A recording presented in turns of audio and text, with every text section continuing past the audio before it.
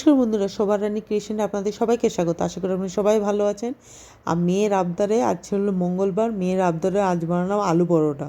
যদিও আমার আজকে মঙ্গলবার, আজকে মার্কেট গেছিলাম, বাজার গেছিলাম, আমার একদম ইচ্ছা করছিল না।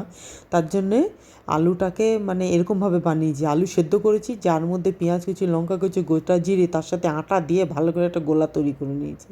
অ্যাকচুয়ালি আলুর পরোটা করার সময় আলু সেদ্ধ করেছেন, মশলা তৈরি করে সেটাকে আটার মধ্যে পুর করে দিতে আমি করিনি। আমি এটাকে সোজা সাপটা এইভাবে করেছি, কারণ আমার এতটা বাজার করে এসে ঘুরে আসার পর আমার ইচ্ছা করছিল না, অথচ রাত্রে খেতেও হবে। আর সত্যি কথা বলতে রুটি তরকারি করতে ভালো লাগছে না।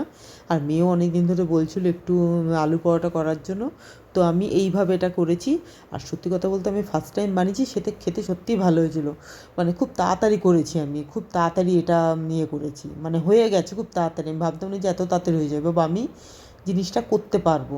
তো এটা করেছি, তো আপনারা বাড়িতে এরকম ট্রাই করতে পারেন, আশা করি আপনাদেরও ভালো লাগবে। আর খেতে খুব ভালো হয়েছিল এটা। আর সঙ্গে দিয়েছি আমি আচার দিয়ে, এটা খেয়েছি মিক্সড আচার দিয়ে, খেতে খুব সুন্দর হয়েছিল। মেয়ে খেয়ে বলেছে খুব ভালো হয়েছে। তো প্লিজ আপনারা এটা বাড়িতে বানিয়ে দেবেন, আশা করি আপনাদেরও ভালো হবে। সবাই ভালো থাকবেন, সুস্থ থাকবেন।